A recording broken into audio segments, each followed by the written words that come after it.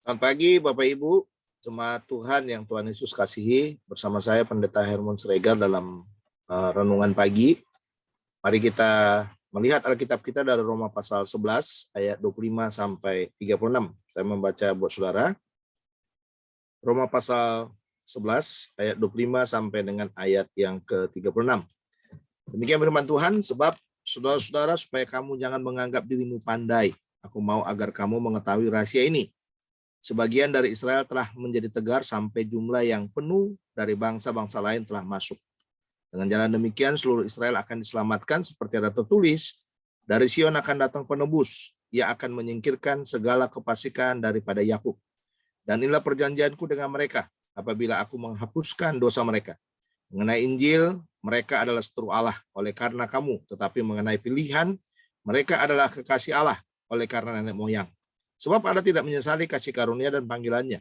Sebab sama seperti kamu dahulu tidak taat kepada Allah, tetapi sekarang beroleh kemurahan oleh ketidaktaatan mereka. Demikian juga mereka sekarang tidak taat, supaya oleh kemurahan yang telah kamu peroleh, mereka juga akan beroleh kemurahan. Sebab Allah telah mengurung semua orang dalam ketidaktaatan, supaya ia dapat menunjukkan kemurahannya atas mereka semua. Oh, alangkah dalamnya kekayaan hikmat dan pengetahuan Allah. Sungguh tak terselidiki keputusan-keputusannya, dan sungguh tak terselami jalan-jalannya. Sebab siapakah yang mengetahui pikiran Tuhan, atau siapakah yang pernah menjadi penasihatnya, atau siapakah yang pernah memberikan sesuatu kepadanya, sehingga ia harus menggantikannya. Sebab segala sesuatu adalah dari Dia, dan oleh Dia, dan kepada Dia.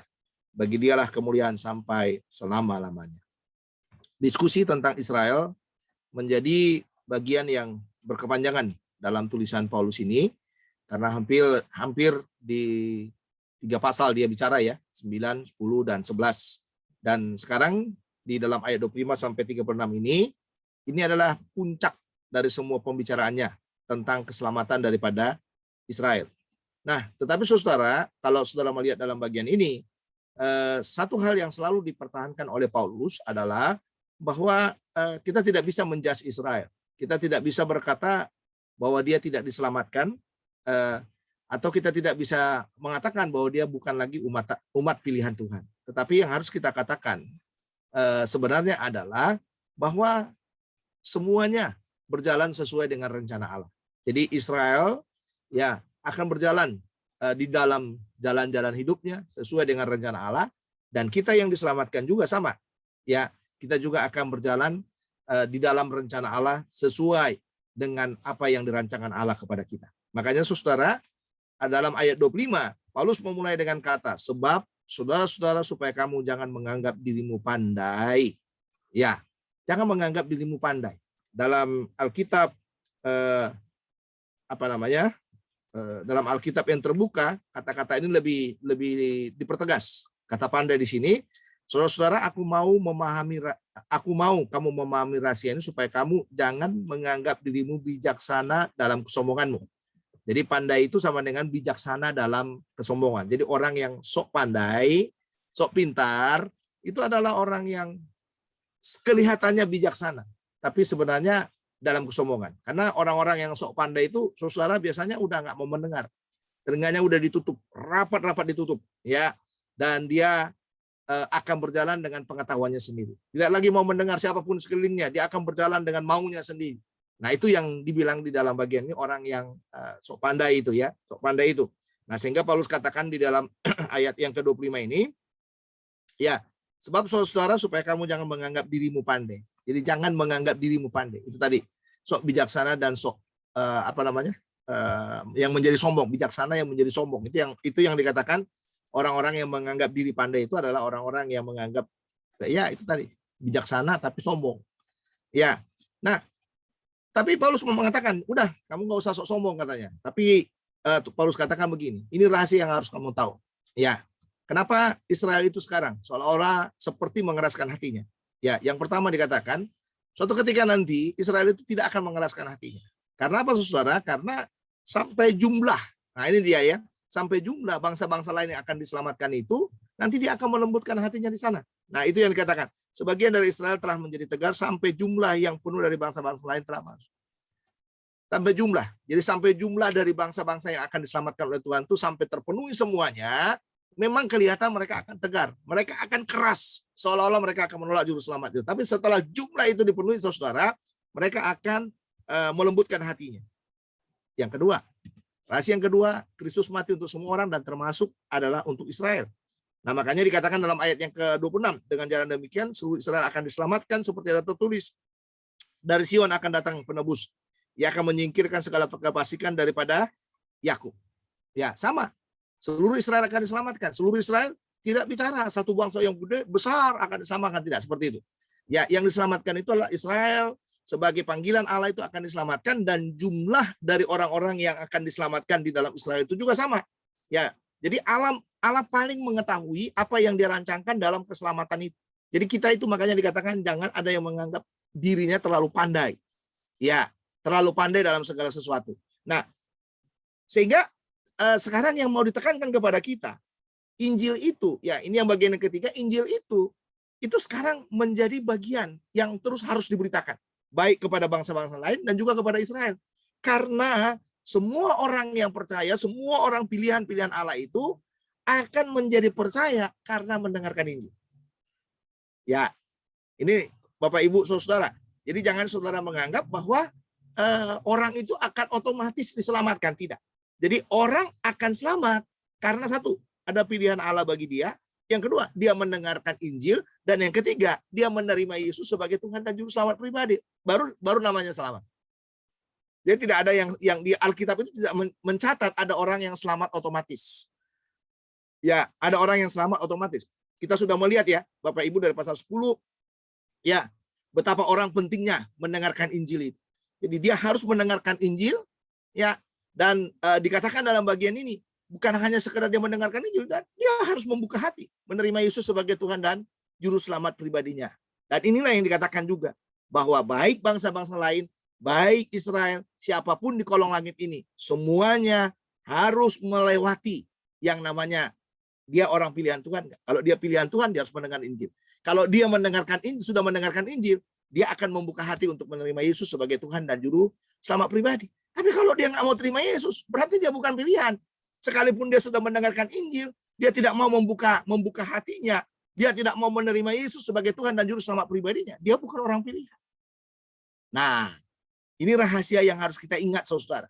Ya, sekali lagi, seseorang yang akan diselamatkan oleh karena kasih karunia Tuhan. Satu, dia harus orang pilihan Tuhan. Siapa yang tahu orang pilihan Tuhan? Tidak ada yang tahu. Satu-satunya cara supaya dia tahu orang pilihan Tuhan, dia harus mendengarkan Injil. Nah, setelah dia mendengarkan Injil, apakah kita sudah tahu setelah dia mendengarkan Injil dia adalah orang pilihan Tuhan? Oh, belum tentu kita tahu. Kita lihat responnya. Dia terima Yesus enggak sebagai Tuhan dan Juru Selamat pribadinya. Kalau dia terima Yesus, dia berdoa terima Yesus, mengakui Yesus sebagai Tuhan dan Juru Selamat pribadinya, maka dia adalah orang pilihan yang diselamatkan oleh Tuhan. Jadi jangan menganggap diri pandai. Saudara berbuat baik, saudara katakan saya adalah orang yang diselamatkan. Saudara pelaku agama yang paling setia, saudara mengatakan saya adalah orang yang diselamatkan. Atau dibalik, saudara, saya sudah diselamatkan tapi berdosa terus. Sama, ya, sama saya katakan, saya meragukan itu. Saudara orang pilihan Tuhan apa enggak? Kalau kita orang pilihan Tuhan, itu yang dikatakan dalam teks kita hari ini, bahwa kita harus menyelami, ya, memahami dengan baik bagaimana menghidupkan kebenaran Injil itu dalam hidup kita. Nah, sehingga saudara, kalau saudara lihat dalam bagian ini, puncak dari semuanya, akhirnya Paulus katakan, ya sudah, karena tidak boleh ada orang yang menganggap diri pandai, satu-satunya cara, ayat 33, oh alangkah baik, alangkah dalamnya kekayaan hikmat dan pengetahuan Allah, sungguh tak terselidiki keputusan-keputusannya, dan sungguh tak terselami jalan-jalan. Satu-satunya cara supaya kita nggak sok pandai, ya nggak sok pandai, saudara, dikatakan dalam bagian ini. Lihat hikmat Tuhan, dalami hikmat Tuhan. Hikmat Tuhan, jalan-jalan Tuhan tidak bisa diselami oleh siapapun. Yang kedua, dikatakan sebab siapakah yang mengetahui pikiran Tuhan, atau siapakah yang pernah menjadi penasihatnya, atau siapakah yang pernah memberikan sesuatu kepadanya sehingga ia harus menggantikan. Yang kedua, Tuhan tidak bisa, ya, dipengaruhi oleh sesuatu yang kita lakukan. Jadi pilihan Tuhan mutlak. Orang percaya Yesus mutlak diselamatkan. Tidak boleh ada yang mengganggu-gugat. Ya, ini kan penjahat dulu. Kok dia bisa diselamatkan? Mutlak. Makanya dikatakan, sebab siapakah yang mengetahui pikiran Tuhan? Atau siapakah yang pernah menjadi penasihatnya? Atau siapakah yang pernah memberikan sesuatu kepada sehingga ia harus menggantikan? Oh, nggak ada. Anda tidak bisa mengintervensi apa yang menjadi keputusan Tuhan. Ya, jangan intervensi. Ya, pekerjaan manusia dunia ini bisa kita intervensi, tapi pekerjaan Tuhan tidak bisa diintervensi. Apa yang sudah dilakukan Tuhan, apa yang sudah ditentukan Tuhan, apa yang sudah dipilih oleh Tuhan, apa yang dilakukan oleh Tuhan tentang jalan keselamatan melalui Yesus Kristus satu-satunya, jangan intervensi. Yang ketiga, sebab segala sesuatu adalah dari Dia dan oleh Dia, dan kepada Dia bagi Dia kemuliaan sampai selama-lamanya. Akhir dari semua yang Tuhan lakukan itu adalah pujian. Jadi jangan sok pandai. Bagaimana caranya supaya nggak sok pandai, saudara? Yang pertama tadi, saudara perlu memahami hikmat Tuhan. Yang kedua, jangan pernah mencoba mengintervensi keputusan Tuhan. Dan yang ketiga dikatakan dalam bagian ini, saudara. Sebab segala sesuatu adalah dari Dia dan oleh Dia, dan kepada Dia bagi Dialah kemuliaan sampai selama-lamanya. Apa yang dilakukan oleh Tuhan itu adalah untuk kemuliaannya. Jadi semuanya endingnya adalah kemuliaannya. Ya, apa yang dilakukannya itu adalah kemuliaannya. Semua orang yang diselamatkan itu akan memuji Dia. Akan berkata, Tuhan Yesus baik. Dia mati buat saya. Dia bangkit buat saya. Dia menyediakan tempat di sorga buat saya. Kalau saya mati, saya percaya sekarang, saya mati, saya akan ke sorga. Itu keyakinan orang yang percaya. Makanya nggak bisa diselami. Semuanya kemuliaan Tuhan. Tuhan itu sudah mengerjakan segala sesuatu yang tidak bisa diraih oleh akal kita. Ya, tidak bisa diraih oleh akal kita. Siapa yang bisa mencoba meraih keselamatan dengan akalnya, dia adalah orang-orang yang hebat, yang melebihi Tuhan. Tetapi Tuhan tidak bisa dijangkau oleh akal kita. Sehingga keselamatan itu, saudara, murni karena kasih karunia-Nya. Jadi kalau Anda mendapatkan kasih karunia itu, janganlah menjadi orang yang dikatakan tadi dalam ayat 25.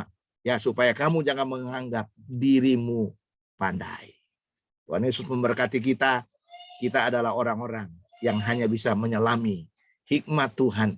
Tidak bisa mengintervensi keputusan Tuhan. Semua yang dikerjakan Tuhan untuk kemuliaan-Nya. Tuhan Yesus memberkati, mari kita berdoa. Tuhan, terima kasih buat firman-Mu meteraikan dalam hati kami. Tolong kami hari ini supaya kami hidup lagi sesuai dengan kehendak-Mu. Pagi ini kami serahkan seluruh rencana kami di dalam pimpinan Tuhan. Weekend hari ini, biarlah weekend yang boleh menyukakan hati kami. Karena kami boleh bersama-sama dengan keluarga kami, dengan istri dan anak-anak kami dan seisi rumah kami. Bagi kami yang melayani, biarlah ini menjadi waktu bagi kami juga mempersiapkan diri untuk melayani Tuhan. Memberikan segala sesuatu untuk hormat dan kemuliaan bagi nama-Mu. Kami berdoa supaya semua kebutuhan hidup kami juga ditolong Tuhan sepanjang hari ini, supaya Engkau dimuliakan dalam segala sesuatu. Terima kasih, terpujilah nama-Mu, dalam nama Yesus kami sudah berdoa. Amin. Sampai di sini pemberitaan firman Tuhan, saya undur. Tuhan Yesus memberkati kita. Shalom.